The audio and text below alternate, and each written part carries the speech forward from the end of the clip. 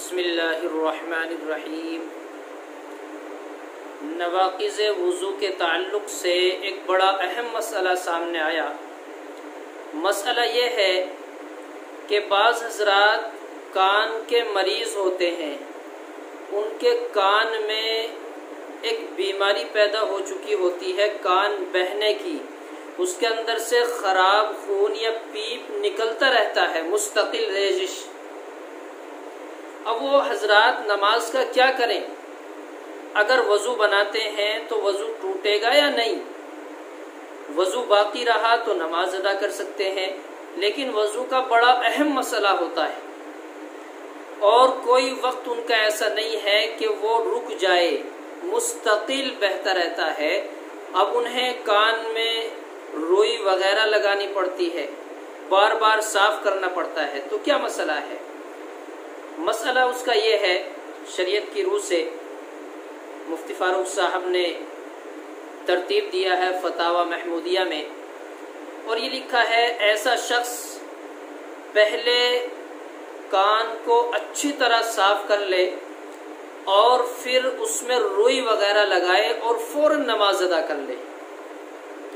اگر اتنی دیر رکتا ہے کہ وہ وضو بنانے کے بعد پھر وہ بہنا شروع ہو گیا تو نماز ختم ہو جائے گی، وضو باقی نہیں رہے گا۔ تو اس لیے یہ نواقض وضو ہے، یعنی کہ خون یا پیپ کا اپنی جگہ سے نکل کر بہہ جانا، یا اتنا نکل جانا کہ اگر وہ بہہ جاتا تو اپنی جگہ چھوڑ دیتا۔ ایک مسئلہ یہ بھی آتا ہے کہ خون یا پیپ اپنی جگہ سے نکلا لیکن نکل کر بہا نہیں، تو کیا وضو نہیں ٹوٹے گا؟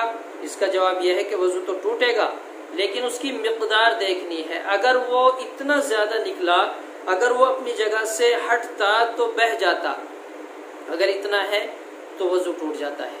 اسی طرح کان میں روئی تو لگا لی لیکن بہت زیادہ جمع ہو گیا تو بھی یہ نواقض وضو ہے۔ اس لیے بہتر یہ ہے کہ پہلے کان کی صفائی کی جائے، کان کی صفائی کرنے کے فوراً بعد روئی لگائیں، وضو بنا کر نماز ادا کر لیں۔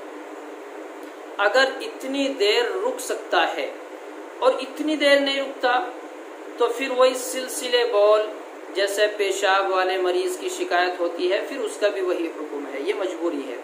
اسی طرح بعض حضرات کا خارش ہو گئی، کھجلی ہو گئی، اس کا پیپ یا خون نکل کر بہتا ہے، اگر اس کے اندر ریزش ہے، پیلا پن ہے، تو اس سے وضو ٹوٹ جاتا ہے۔ اور اگر اسی طرح کا پانی ہے اور بہا نہیں ہے، ہلکا سا نکلا ہے، تو اس سے وضو نہیں ٹوٹتا۔ اس لیے یہ مسئلہ ہمیں یاد رکھنا چاہیے، ذہن میں رکھنا چاہیے۔ یہ مسائل ہوتے ہیں جن سے ہماری وضو اور نمازیں درست ہوتی ہیں، ہمیں مسئلے سیکھنے چاہیے، ان پر عمل کرنا چاہیے، تبھی ہماری عبادات اچھی ہوگی اور بہتر ہوگی، پھر لطف بھی آئے گا، عبادت کرنے میں مزہ آئے گا۔ اس لیے ہمیں غور کرنا چاہیے ان باتوں پر۔